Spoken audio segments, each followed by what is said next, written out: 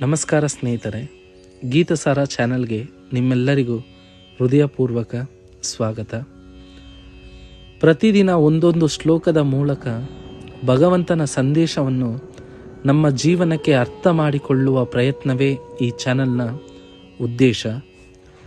ಇಂದು ನಾವು ಕೇಳಲಿರುವ ಶ್ಲೋಕ ಭಗವದ್ಗೀತೆ ಅಧ್ಯಾಯ 1 ಶ್ಲೋಕ 15.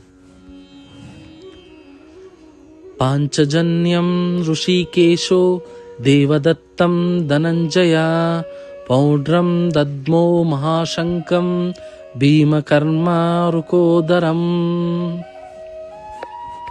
ಶ್ಲೋಕದ ವಿವರಣೆ. ಇಂದಿನ ಶ್ಲೋಕದಲ್ಲಿ ಕೃಷ್ಣ ಮತ್ತು ಅರ್ಜುನರು ಶಂಖ ಊದಿದ ಕ್ಷಣವನ್ನು ನೋಡಿದೆವು. ಈ ಶ್ಲೋಕದಲ್ಲಿ ಈಗ ಪ್ರತ್ಯೇಕ ಯೋಧರು ಊದಿದ ಶಂಖಗಳ ಹೆಸರು ಮತ್ತು ಅರ್ಥವನ್ನು ವ್ಯಾಸರು ಹೇಳುತ್ತಾರೆ. ಮೊದಲು ಋಷಿಕೇಶ ಅಂದರೆ ಶ್ರೀಕೃಷ್ಣ, ಅವನು ಊದಿದ ಶಂಖದ ಹೆಸರು ಪಾಂಚಜನ್ಯ.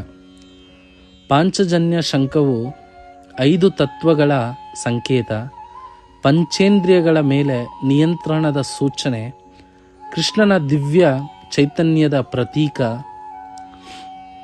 ಅದರ ನಂತರ ಧನಂಜಯ ಅರ್ಜುನ, ಅವನು ಊದಿದ ಶಂಖ ದೇವದತ್ತ. ದೇವದತ್ತ ಎಂದರೆ ದೇವರಿಂದಲೇ ದೊರೆತ ವರ. ಇದು ಅರ್ಜುನನ ಧರ್ಮಯುದ್ಧಕ್ಕೆ ದೇವರ ಅನುಗ್ರಹ ಇರುವುದನ್ನು ಸೂಚಿಸುತ್ತದೆ.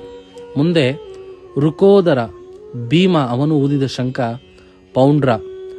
ಭೀಮನನ್ನು ಇಲ್ಲಿ ಭೀಮಕರ್ಮ ಎಂದು ಕರೆಯಲಾಗಿದೆ, ಅಂದರೆ ಭಯ ಹುಟ್ಟಿಸುವಂತಹ ಕಾರ್ಯ ಮಾಡುವವನು. ಭೀಮನ ಶಂಖನಾದವು ಏನನ್ನು ಸೂಚಿಸುತ್ತದೆ?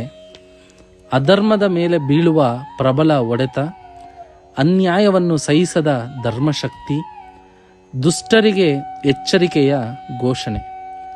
ಈ ಶ್ಲೋಕದಲ್ಲಿ ಗಮನಿಸಬೇಕಾದ ಅಂಶ, ಪ್ರತಿ ಯೋಧನಿಗೂ ತನ್ನದೇ ಆದ ಶಂಖ, ತನ್ನದೇ ಆದ ಧರ್ಮ, ತನ್ನದೇ ಆದ ಹೊಣೆಗಾರಿಕೆ.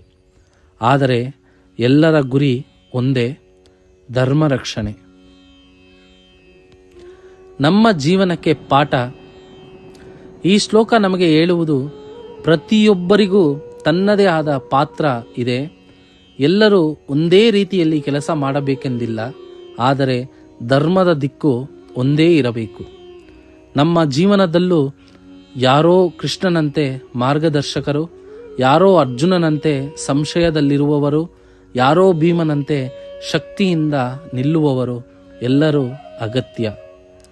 ಈ ಶ್ಲೋಕ ನಮಗೆ ಕಲಿಸುವ ಸತ್ಯ ಒಂದೇ, ಧರ್ಮದ ಯುದ್ಧದಲ್ಲಿ ಪ್ರತಿಯೊಬ್ಬನ ಶಬ್ದಕ್ಕೂ ಮಹತ್ವವಿದೆ.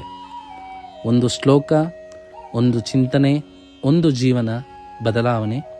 ನಾಳೆ ಮತ್ತೊಂದು ಶ್ಲೋಕದೊಂದಿಗೆ ಮತ್ತೆ ಭೇಟಿಯಾಗೋಣ. ಗೀತಸಾರ ಜೊತೆಗಿರಿ. ಹರೇ ಕೃಷ್ಣ.